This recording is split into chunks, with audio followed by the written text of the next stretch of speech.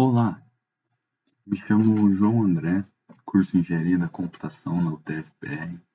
Nesse vídeo eu vou mostrar para vocês o meu simulador de colisões, fiz para a matéria de Física 1, professor Rafael Barreto. Bom, o objetivo desse trabalho seria mostrar o princípio de conservação da quantidade de movimento, também conhecido como momento linear, e o princípio de conservação da energia cinética. Esse é um simulador de colisões entre bolas, círculos, se preferir. Eu fiz na linguagem Python, utilizando a biblioteca Pygame. E, bom, indo para o código, nós temos aqui algumas macros utilizadas para o controle da simulação, número de bolinhas, velocidade máxima, raio máximo e mínimo, nada muito importante. Aqui nós temos a classe das bolinhas. Aqui já temos algumas coisas mais interessantes. Essa parte com os atributos das bolinhas e uma funçãozinha para o movimento delas e uma funçãozinha para desenhá-las. Bom, começando aqui com os atributos das bolinhas, nós temos um vetor velocidade, que vai gerar uma velocidade aleatória com uma componente Vx e Vy. Um raio, que será gerado no intervalo de raio mínimo e raio máximo, aleatoriamente. Uma massa, que nesse caso é numericamente equivalente à área das bolinhas. E outro vetor para as coordenadas, que vai ser gerado aleatoriamente em qualquer lugar do display. Aqui uma funçãozinha que vai desenhar a bolinha no display, nada muito importante. Aqui nós temos uma função que vai ser responsável pelo movimento das bolinhas. O que essa função faz, basicamente, em dado intervalo de tempo, ela incrementa a posição x da bolinha com a componente x da velocidade e a componente y da posição da bolinha com a componente y da velocidade. Essas duas estruturas condicionais são responsáveis por lidar com as colisões com as bordas do display. Essa primeira para as bordas laterais e a segunda para o topo e a base do display. Como funciona? Basicamente, você pega a componente x da bolinha, que no caso é a posição x do centro de massa da bolinha, e incrementa o raio. Nessa imagem vocês podem ver, você pega o centro da bolinha e incrementa o raio. Você vai ter a borda direita da bolinha. Daí você verifica se essa borda direita da bolinha é maior ou igual à borda direita da tela. Se isso for verdadeiro, você tem uma colisão. E a mesma coisa para a borda esquerda da tela. Você pega o centro, decresce o raio, e se isso for menor ou igual a zero, que seria a borda esquerda da tela, você tem uma colisão. Daí o que você precisa fazer é inverter a componente x da velocidade. E é a mesma coisa para a coordenada y. Você pega o centro, a coordenada y do centro da bolinha, você tira o raio e você vai ter a parte de cima da bolinha, você vê se isso é menor ou igual a zero, caso seja verdadeiro uma colisão. E você pega o centro e adiciona o raio, você tem a borda de baixo da bolinha. Se isso for maior ou igual à altura, você tem uma colisão com a parte de baixo. E aí o que você faz é você inverte a componente y da velocidade. Bom, em seguida nós temos duas funções, uma que lida com as duas lidam com a colisão entre duas bolinhas. Uma checa se há colisão e a outra atualiza as velocidades em caso de colisão.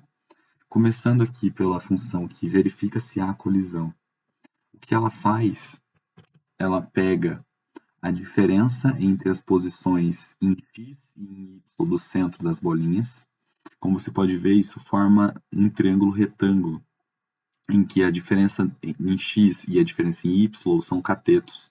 Se você calcular a hipotenusa, você tem a distância entre os centros das bolinhas. E caso isso seja menor ou igual à soma dos raios das bolinhas, você tem uma colisão. Em caso de uma colisão, ele chama a função que lida com a colisão enviando como parâmetro as duas bolinhas.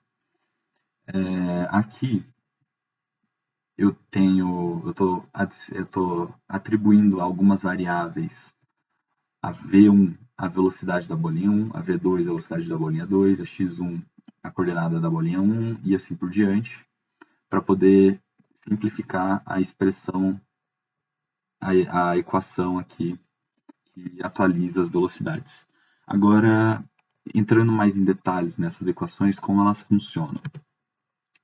O que nós fazemos para lidar com a atualização dessas velocidades é que nós precisamos escrever essas velocidades em componentes tangenciais à colisão e normais à colisão. Por que fazer isso? Porque numa colisão, a componente tangencial da velocidade não é alterada.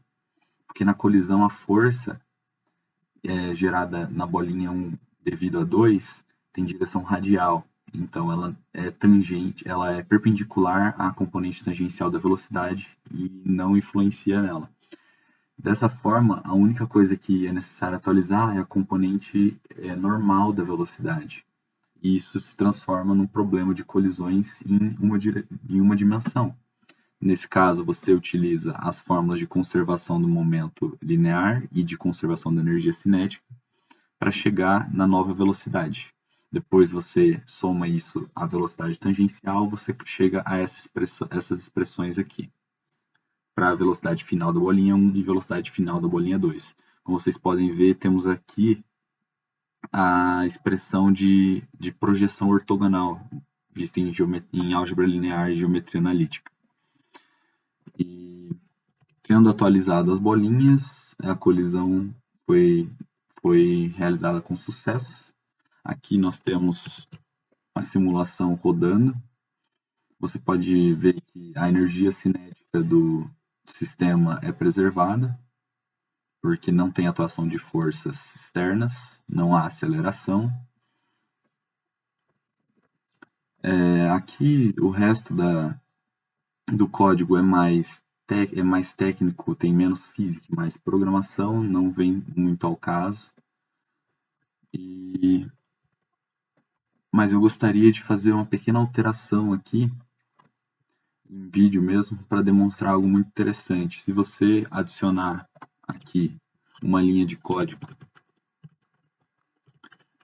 aqui ó, nós podemos adicionar uma gravidade na nossa simulação. Adicionando essa gravidade, você pode ver ó, que as bolinhas elas aceleram e há uma variação na energia cinética, que a aceleração altera a velocidade. As bolinhas vão acelerando que nem doidas. Bom, é basicamente isso. Obrigado.